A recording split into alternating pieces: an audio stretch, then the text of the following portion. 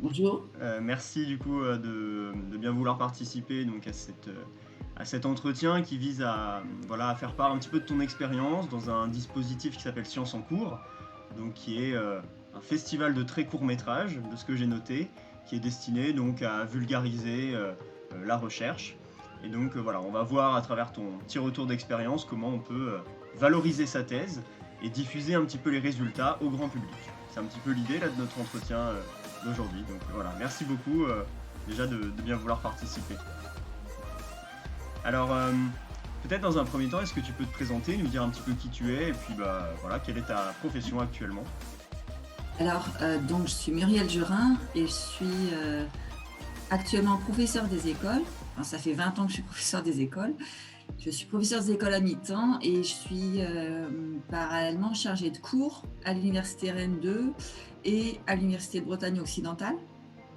À Rennes 2, j'enseigne, en formation initiale en licence de sciences de l'éducation et en formation continue au sein du DU d'études sur le genre. Et à l'UBO, j'enseigne en master recherche en didactique et au sein du master MEF, qui est le master des métiers de l'éducation, de l'enseignement et de la formation. Voilà.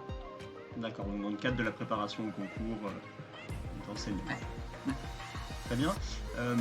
Bah, du coup, si tu peux nous parler un petit peu de ta thèse, du coup, dans quelle université tu l'as faite, quel était le sujet, les objectifs, un petit peu brièvement? Donc moi, j'ai soutenu ma thèse l'année dernière en juin 2020. Et ma thèse porte sur la concrétisation de l'égalité des sexes à l'école et plus précisément dans les situations d'enseignement-apprentissage en écriture au CP. Donc en fait, c'est une thèse qui est inscrite en sciences de l'éducation et qui s'intéresse précisément aux situations d'enseignement-apprentissage dans une approche didactique. Et donc, dans le cadre de cette thèse-là, j'ai cherché à mettre en œuvre, avec une équipe de professeurs des écoles, des situations en écriture qui concrétisent l'égalité des sexes. D'accord, très bien. Donc des dimensions aussi sociologiques qui sont abordées dans le cadre de ta Alors, thèse. ça part d'un questionnement sociologique, mais l'approche, elle est véritablement didactique. D'accord, très bien. Et c'est assez... En fait, il y a assez peu de travaux. Moi, j'ai commencé ma thèse en 2016, donc je l'ai soutenue en 2020. Et quand j'ai commencé ma thèse, il y avait très peu de travaux qui abordaient cette question-là, justement, en didactique. Alors déjà, il n'y a pas énormément de travaux sur l'égalité des sexes en sciences de l'éducation. Et quand il y en a, ils sont plutôt dans une approche sociologique. Et ce qui s'est passé, en fait, pour en venir un petit peu au film, c'est que moi, quand j'ai commencé ma thèse, mon objet de recherche en didactique générait parfois, on va dire, des incompréhensions, parce que probablement c'était un objet nouveau. Et quand j'ai commencé au sein du laboratoire en sciences de l'éducation au CREA d'Arène 2, il y avait une autre doctorante qui commençait aussi sa thèse en sciences de l'éducation et qui traitait aussi des questions de genre et d'égalité, mais elle, plus justement dans une approche sociologique. Et voilà, on échangeait parfois quand on se retrouvait au labo, on échangeait parfois sur ces questions-là et sur les incompréhensions, voire les résistances parfois qu'il y avait par rapport à mon objet de recherche en didactique. Et elle, Chloé, elle avait intégré justement l'équipe organisatrice du festival Sciences en cours. Et un jour, ben voilà, comme on discutait de ces difficultés-là, je lui ai dit, ben, peut-être qu'on pourrait faire un film en fait. Peut-être qu'on pourrait faire un film euh, euh, qui aurait pour intention justement de donner à comprendre l'intérêt qu'il y a de penser ces- cette dimension, cette question-là de l'égalité des sexes en sciences de l'éducation. Et c'est comme ça en fait qu'on a co-réalisé le film toutes les deux qui s'appelle Les garçons et les filles sont belles. D'accord, très bien. Donc voilà, tu nous parles du film et de ce festival. Alors, Science en cours, c'est quoi concrètement? Tu dis c'est un festival, qu'est-ce que c'est finalement? Oui, alors Sciences en cours, c'est un festival de courts-métrages qui existe depuis 2007, je crois, et qui a lieu à Rennes et qui offre aux doctorants, aux doctorantes l'opportunité de réaliser des courts-métrages sur leurs travaux de thèse. En fait, c'est dans une visée de vulgarisation. Donc il s'agit de proposer des films très courts. De mémoire, il me semble que c'était 5 ou 7 minutes, c'est vraiment très court. Et quelle que soit la discipline, alors nous on était en sciences humaines, mais c'est vrai qu'il y a beaucoup de doctorants, de doctorantes qui étaient issus, par exemple, des sciences physiques ou de la biologie, ou voilà. Et le festival, c'est aussi, ça donne lieu aussi à une compétition en fin de parcours, je dirais, de festival, où là, il y a des personnalités, il y a un jury, en fait, composé de personnalités du monde scientifique ou de l'audiovisuel, de la culture, qui va établir voilà, un podium, on va dire, de 3 films qui auront su, de leur point de vue, le mieux allier à la fois le message scientifique et des qualités cinématographiques.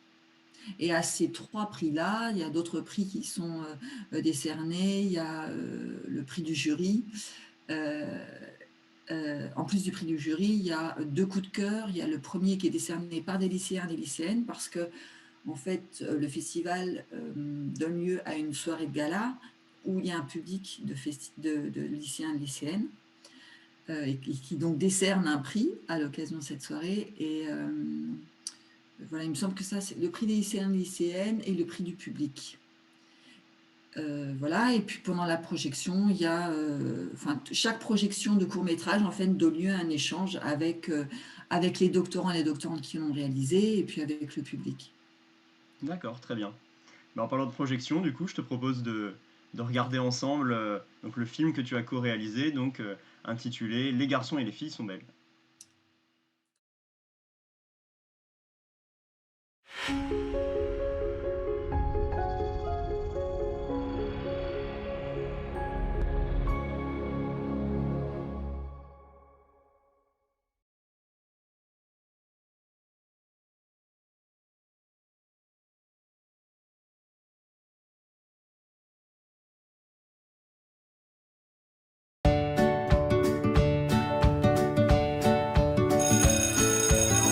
Exercice 3, page 15. Accordez l'adjectif en genre et en nombre. Les lycéens et les lycéennes sont attentifs ou les lycéens et les lycéennes sont attentives. Les lycéens et les lycéennes sont attentifs puisque le masculin l'emporte sur le féminin. Pourquoi le masculin l'emporte sur le féminin? Des chercheurs et des chercheuses qui travaillent sur le genre ont réfléchi à ce type de questions.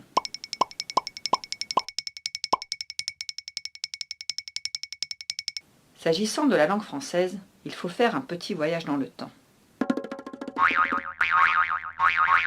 Jusqu'au XVIIe siècle, qu'un nom de métier soit au féminin, s'il s'agissait d'une femme, ne posait pas de problème.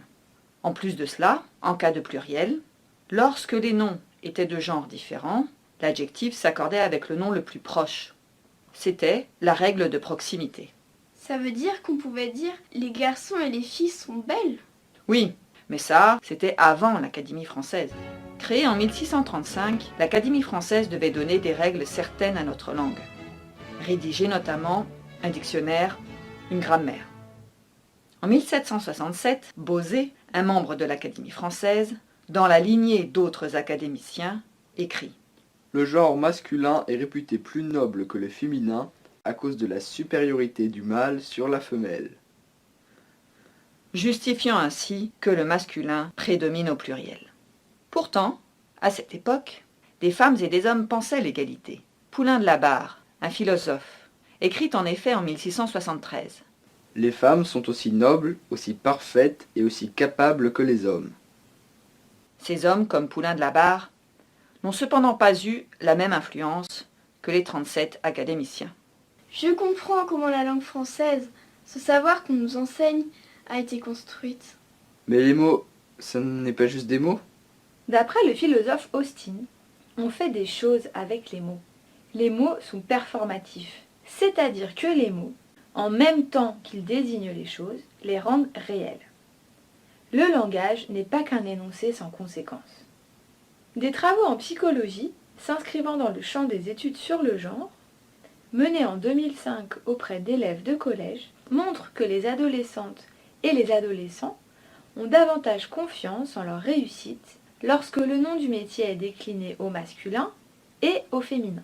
Chacun et chacune peut ainsi se projeter plus librement dans une fonction. Il semble qu'à travers le langage, il y ait un enjeu d'émancipation que l'on peut penser par le genre. Mobilisé en sciences de l'éducation, le genre permet d'appréhender comment les inégalités peuvent être construites et reproduites à l'école et dans la formation tout au long de la vie. Il favorise aussi la réflexion sur les possibilités d'émancipation pour les deux sexes. Les sciences de l'éducation permettent de repérer les dimensions potentiellement émancipatoires des pratiques éducatives. Le genre est un champ de pensée qui permet d'explorer les rapports entre éducation et émancipation.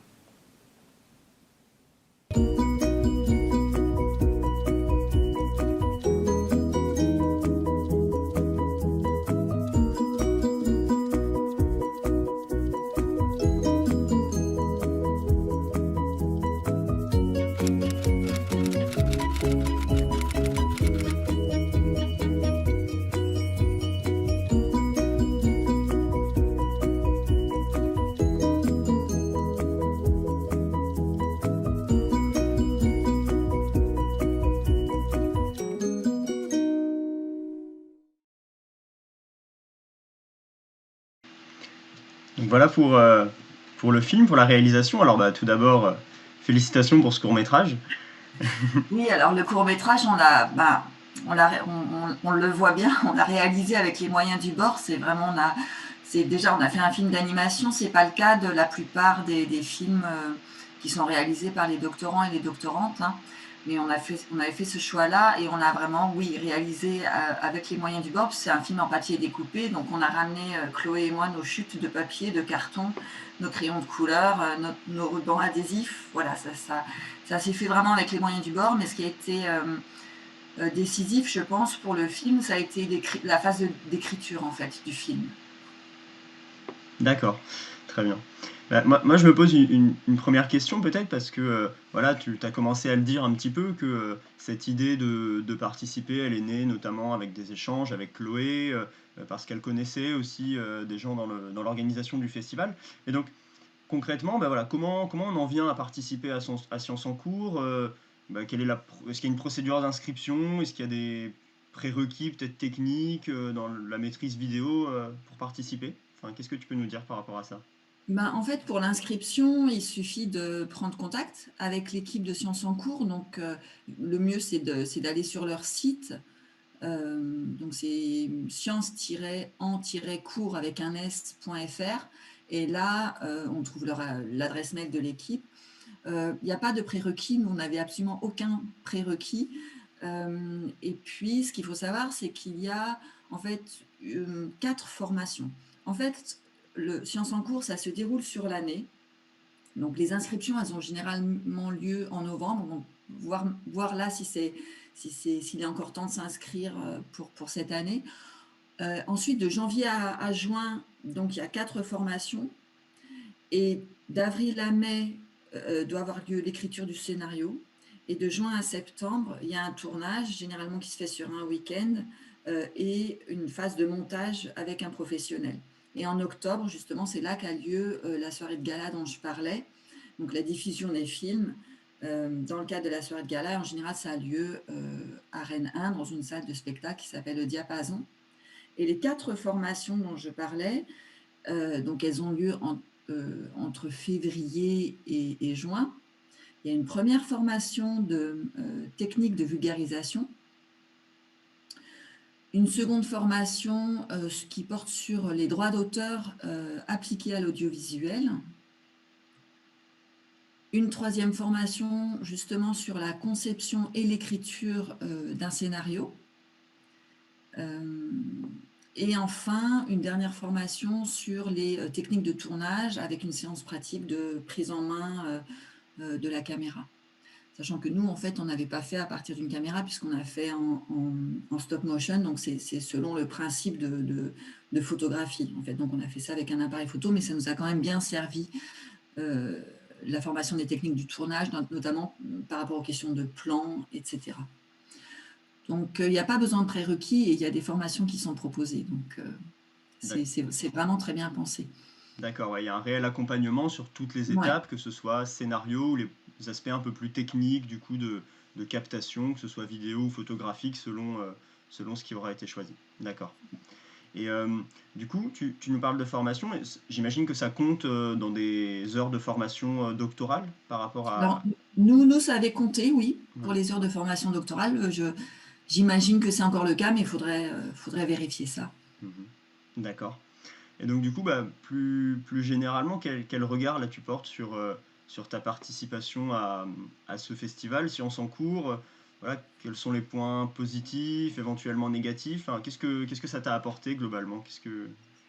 Ben, des points négatifs, en fait, j'en vois pas.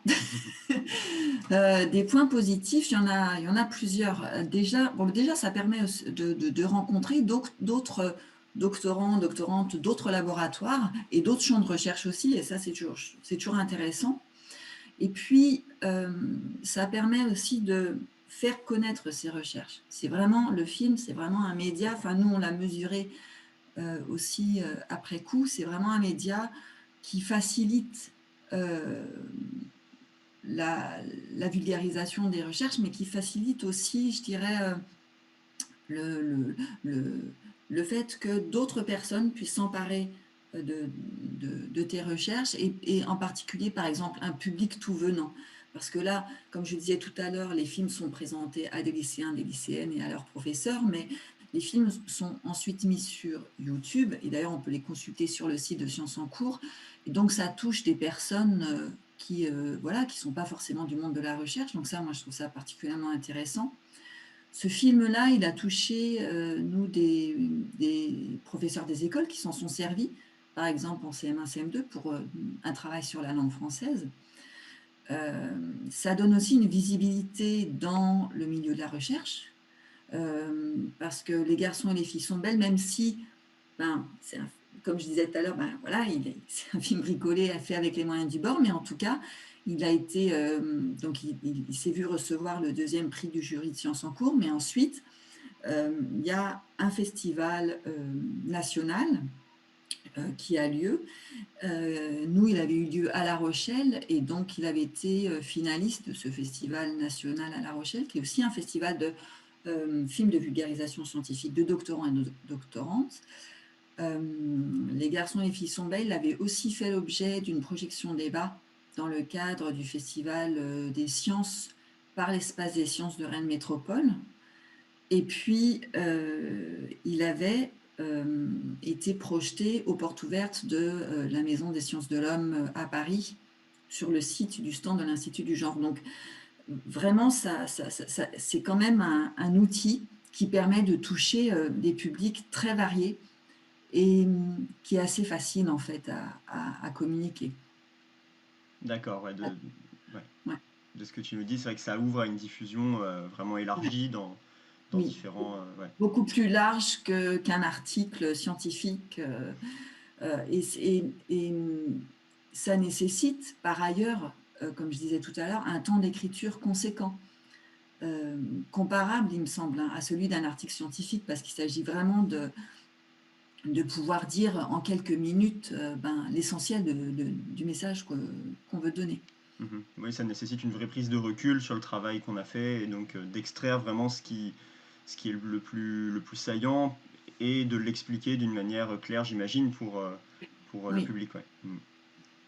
Donc, en définitive, que des points positifs selon toi de participer. oui, Donc, ouais. ouais, Mhm. ouais. Du coup, bah, en conclusion, j'imagine que tu conseillerais aux doctorants, doctorantes actuels alors pas forcément à travers Sciences en cours, mais en tout cas d'essayer de valoriser son travail de thèse comme ça, à travers un petit peu la vulgarisation. Oui, enfin, enfin, pour moi, et je pense que enfin, je peux parler au nom de Chloé aussi, ça a été vraiment quelque chose de très formateur aussi. Et je trouve que le média du film, il est vraiment intéressant pour les raisons que je viens de donner là. Je sais que moi, après, ça m'a encouragée à réaliser d'autres films pendant ma thèse. Un film avec les professeurs des écoles avec qui j'ai mené de la recherche coopérative. justement sur notre travail de recherche. Et ensuite, j'ai réalisé aussi un film en perspective de ma soutenance de thèse, donc un film qui accompagne ma thèse. Et je pense que ça, oui, ça donne, de par la formation et de par l'expérience de la réalisation filmique, ça peut encourager justement à s'emparer de ce média-là pour faire connaître ses recherches. Et quand on s'en empare pour faire connaître ses recherches, ça donne lieu à un véritable exercice de précision de la pensée sur ses propres recherches. Voilà. Donc c'est pas juste pour donner à voir, mais c'est dans l'exercice même de l'écriture du film et de la réalisation du film que la pensée se précise aussi et que ça sert du coup le travail de thèse. Très bien. Bah, je ne sais pas si tu vois des choses à rajouter. Moi, j'ai fait le tour de mes questions. Alors, je te laisse conclure un petit peu comme tu le souhaites. Ben oui, enfin, j'encourage vraiment les doctorants et les doctorantes à essayer de tenter cette aventure-là, parce que c'est vrai que quand on est pris dans le temps de la thèse, euh, on aurait peut-être l'impression qu'il y a des choses peut-être un peu plus sérieuses à faire que de faire un film. Or, en réalité, c'est ce que je viens de dire, ça sert vraiment le travail de thèse et ça sert vraiment le travail d'écriture et le travail de précision de sa pensée dans la thèse. Euh, donc voilà, vraiment, j'encouragerais tous les doctorants et les doctorantes à aller vers la réalisation filmique. Très bien, bah, c'est une très belle conclusion. Bah, merci beaucoup. Merci à toi.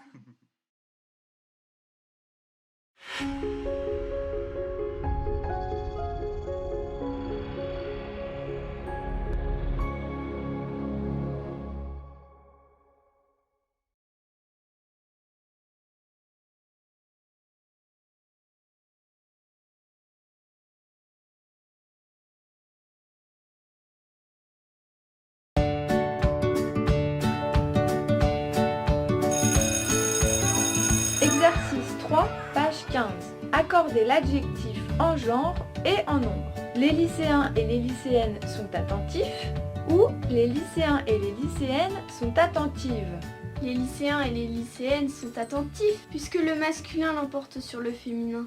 Pourquoi le masculin l'emporte sur le féminin? Des chercheurs et des chercheuses qui travaillent sur le genre ont réfléchi à ce type de questions.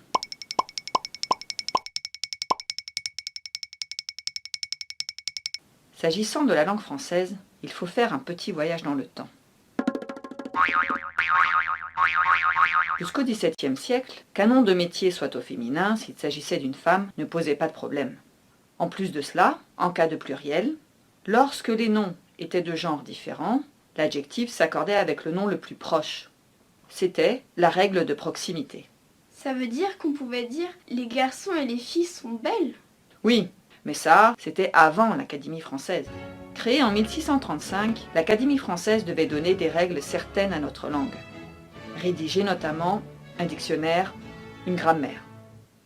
En 1767, Bosé, un membre de l'Académie française, dans la lignée d'autres académiciens, écrit « Le genre masculin est réputé plus noble que le féminin à cause de la supériorité du mâle sur la femelle. » justifiant ainsi que le masculin prédomine au pluriel.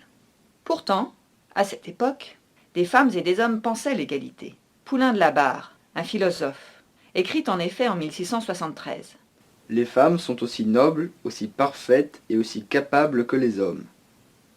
Ces hommes, comme Poulain de la Barre, n'ont cependant pas eu la même influence que les 37 académiciens.